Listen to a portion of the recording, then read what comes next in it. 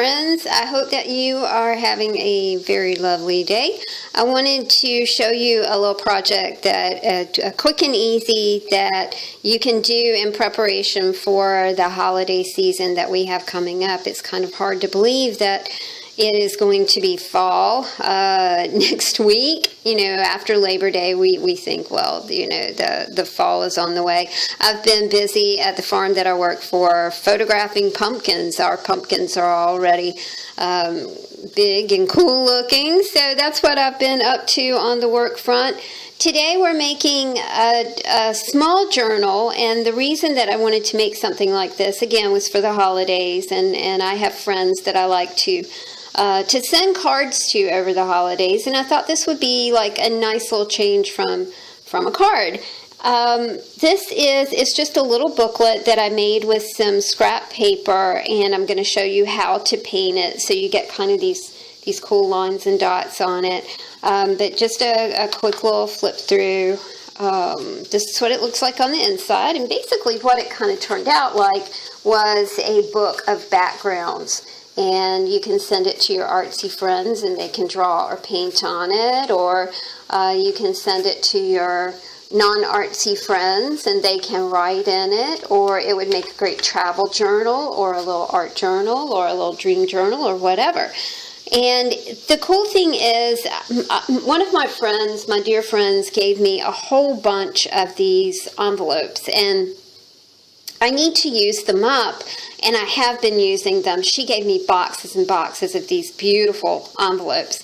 So I wanted to be able to utilize my envelopes and utilize my scrap paper and make something really pretty to send to people for the holidays. So that is our project today, and thank you for joining me. It's a quick and easy, so I hope y'all have fun. Okay, the first thing that you're going to want to do is to get out a couple of pieces of paper. I'm using 8.5 by 14, like mimeograph, Xerox-ish kind of paper, because my friend gave me a ton of it. They were cleaning out an office, and she called me and she said, I've got all this paper, and I was like, I'll take it. So I've got all kinds of 8.5 by 14 paper upstairs. So that is what I'm using. You can use any size you want. My books, my little booklets, are 4.5 by 5 3/4. And remember that, you know, we're folding here. We've got a spun. But the way that I do my painty papers, is I use drops of paint on the paper, and you can see what happens when you do this. Okay, so I'm dropping on some yellow, just kind of dropping it on. I'm not going to spread it, smear it, paint it, use a paintbrush. I'm not going to do anything to it for a minute. I just kind of let it hang out, kind of let it dry. There we go. You know, just a little bit. A little bit of paint goes a really long way. We're trying to keep our paper as dry as possible so we don't end up with like a sticky mess at the end. You're only going to paint one side of the paper. All right, now here's some green. I've been having some trouble with this because it wants to plop out too big. I think we're getting probably to the end of it. Okay, so now we've got some green on our paper. Now, at some point, if you start like smudging all this together, you're going to get mud. You're going to get like just a brown color. So I'm really fond of just kind of letting the paint hang out for a minute. I'm also going to use some metallic Craft Smart. This is white pearl, and this will just kind of give everything a little, you know, a little boost of color. And we'll just drop that around. Remember, that was the last color that I put on here. I don't know if that makes difference, but it makes a difference to what I'm doing. Oops, kind of got too big a plop there. Right, so we just let it hang out for, you know, just a few minutes. I mean, you saw that process. This is a real-time video, so you understand, you know, that it's not a long time, but it's not a short amount of time either. All right, so now what we're going to do is we're going to take an old credit card. Such bad things. All right, and we're going to work on one piece of paper at a time. And we're going to bring the colors across. And you can see how, you know, the white kind of shimmers in there, which is super pretty. Right. And then let's come back across this way. You don't really have to worry about finishing your pages to the very, very end. Just do, all right. Okay, now you can see how we didn't muddy up the color. We waited for a few minutes, and then we scraped it across with a credit card. You can scrape it down, you can scrape it across, you can do whatever you want to with it. Okay, so we are done with our first piece of painted paper. I'm going to do one more, and then I'll be right back. Okay, I have painted my papers, and they're dry. I did have my hair dryer out, so I did get them dry. Now we've got two pieces of painted paper. Painted on one side, not painted on the other. But we did have a little bit of paint that got caught on the bottom of the white page. That is perfectly okay, and really does make your journal, book, whatever you want it to be, look really cool. Again, you know, we got a little bit on the page, the white page up here. Now, we're going to fold these papers like this. Okay, so you're just going to fold them in half, fold this one in half as well. But when you start nestling them together, the white pages need to be face to face, okay? So when you start on your book, it's going to look like that, right? The white pages are face to face. All right, so we've got everything kind of snug and nestled in here. All right, this is what you have, right? Okay, now one more fold this way. If you have a bone folder, you can use it, but I always find when I'm working with this weight paper, this is 22-pound paper, that a bone folder just sometimes rips the paper. So I'm just kind of pressing things in, making sure everything's folded really nicely. Okay, now what we're going to do, and I'm using this as a template because I thought I took 2 inches off, but I think that's about right. We'll have to see.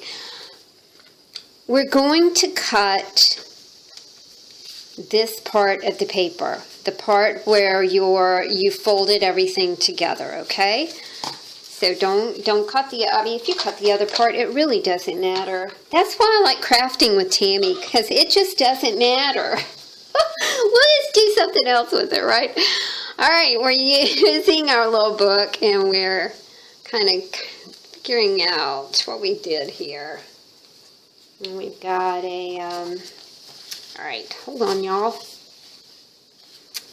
Okay, trying to see what I got here. I've got, so bad with measurements, y'all.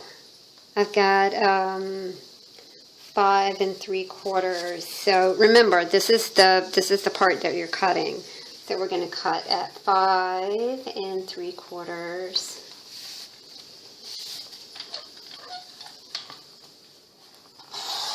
Press down kind of hard on your cutter. Don't throw this away. We're going to use that, so don't chuck that away somewhere. All right, now we have the beginnings of our booklet. The reason that we did not paint both pages, and you can paint the front and the back, whatever you want to do, but this has left a lot of very nice white space for someone to write. You know, we talked about it being a dream journal or a travel journal or whatever. But that's how it comes out. You have lots of painted background stuff, which is cool. And then you also have places that you can write and keep notes and things like that. The next thing that we're going to do is do some finishing work to this, and we're going to bind it. So I'm going to clear my desk and get out my binding stuff, and I'll be right back. Okay, Kronk was drinking. Did you hear him? He's got the biggest slurp. Not as big as Mia. Kronk is my Rhodesian Ridgeback, and he's about 80 pounds. And Mia is our little, Mia is our beagle baby, and we found her when she came wandering up to my boyfriend's garage. And she was just, oh gosh, she was almost dead. But anyway, that's what was going on in the background, was Kronk was drinking his water. It's such a sweet sound, isn't it? I love to listen to dogs eat and drink. Okay, we're still working on our little journal here. Now, here is where you just do whatever you want. You can stamp an image on the front. I also thought it would be kind of cool if you, maybe put somebody's initial, if it's going to someone specific. What I want to do is just make a bunch of these. You can make a bunch and then leave the cover blank and use a person's initial or name or whatever on the front to personalize your item. I'm just going to do what I kind of want to with mine, and I think the first thing that I'm going to do to finish the front is to stamp on a butterfly. Always a nice, lovely, lovely image. And I'm going to pull this paper away for just a minute so I can get a sort of clean stamp, y'all. I never get a very good stamp. I'm not a good stamper. I'm not a good stenciler. Those two things just kind of escape me. I'm not very good at either one of them. Okay, there is our butterfly. She looks pretty good. And this is the word bliss. And we'll see how this looks under the butterfly. And then we'll start working on the inside of the book. Oh, I'm always scared. It's like, oh, it's just not going to turn out right. And even if I use a block, it doesn't turn out right. Oh, but I found this really cool idea, and I'll share it with you guys. It's stamping on tissue paper, and that seems to really help. Oh gosh, that turned out really good. I love that. All right, like the word bliss. Anyway, beautiful word. All right, so we've got the front cover done, and we'll do a little bit of doodling and stuff on the front cover too. But I wanted to take you quickly on the inside of our journal book, whatever we're going to call it, and let you see how we're going to use. Remember the strips that we cut? We took off our book when we put it in the paper cutter, and I said, don't throw these away. We're going to use them. These will become the borders for your book. And I'm only going to do one page here, y'all. So it's like I said, you can totally just do whatever you want. Again, remember, we're trying to not add a lot of wetness to this book. We want it to be light. We don't want a lot of stenciling on it. We don't want molding paste, modeling paste. We don't want stuff like that, because I intend these to mail. I want to put these in the mail. And you know how that goes. You know, the post office is very strict about everything that goes in the mail. If you are giving these personally to someone, then shoot, go for it. You know, use that modeling paste. Jazz it up. Do whatever you want to. Make it heavy. It doesn't matter. You can add beads to it. You can do whatever you want. But I need these to mail. And I need them to be easy to mail. I don't want to have to, be tortured by the post office about... sorry, post office people. I didn't mean to say tortured. It's just that I've spent a whole lot of years. I'm a music publicist, which means that I've spent a whole lot of years in a post office trying to mail things.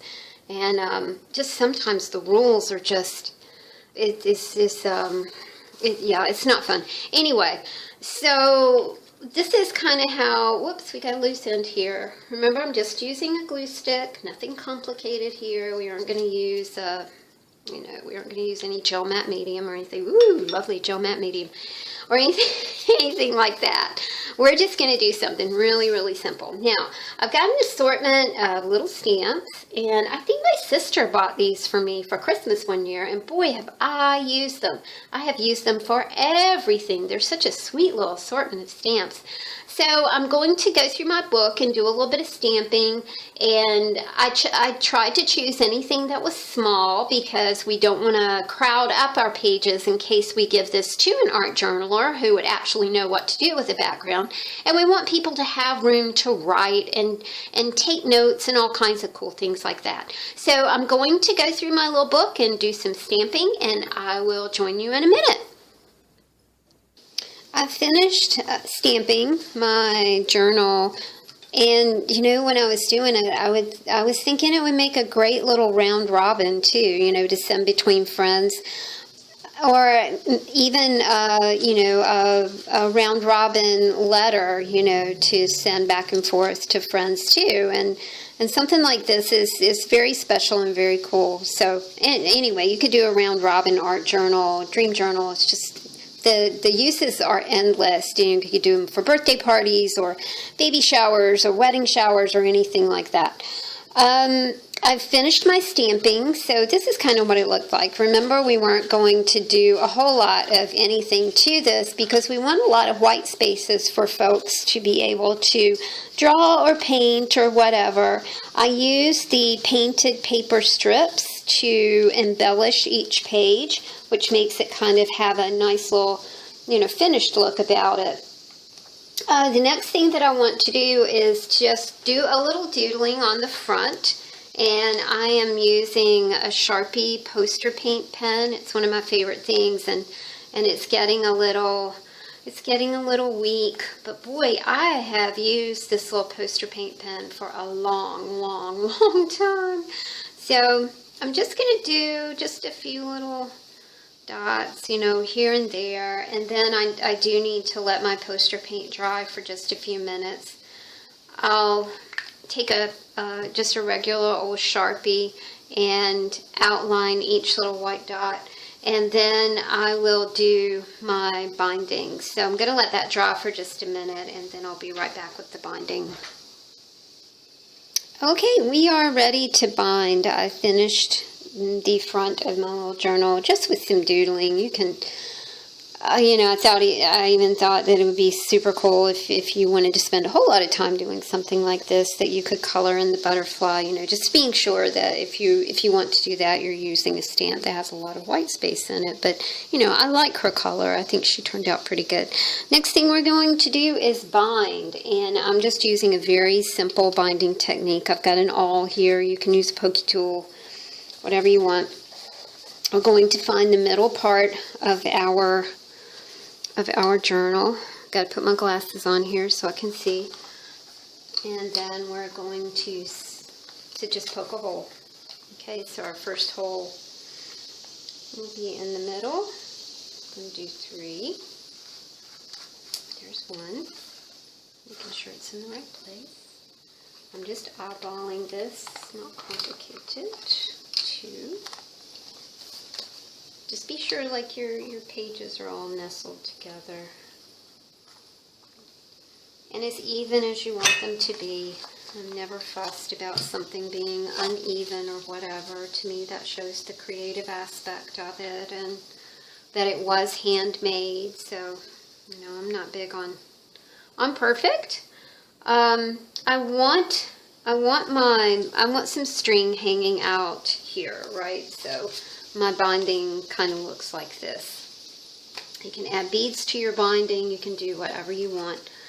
But again, you know, these are going in the mail, so I don't want a lot of subterfuge, for lack of a better word. All right, so we are binding.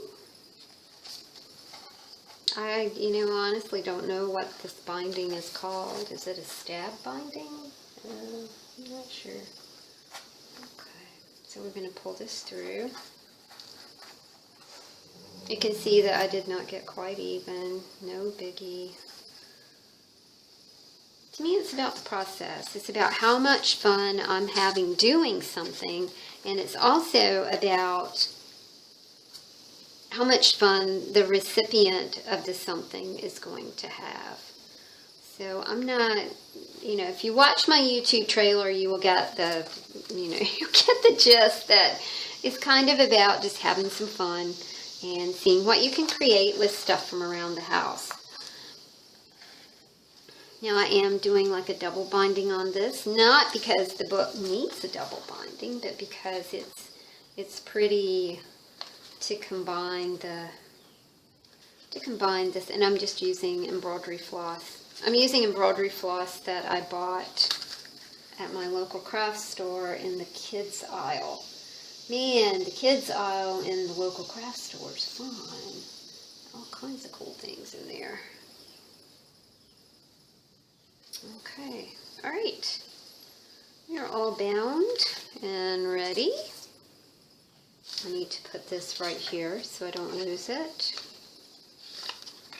And there you go, you guys. Very quick, simple, easy. You can get the kids in on it, make some for Grandma and Grandpa and the aunts and uncles, and just have fun with it. You can get as crazy as you want. You can add, if you're not mailing it, you can add a whole lot of stuff to it. But I really hope you enjoyed making this little round-robin journal, art journal, dream journal, travel journal, whatever you want it to be. Little book today. Thanks so much for joining me, you guys. Thank you for subscribing. If you like this video, please do give me a thumbs up and subscribe to my channel. Thanks a lot, y'all. See you soon. Bye.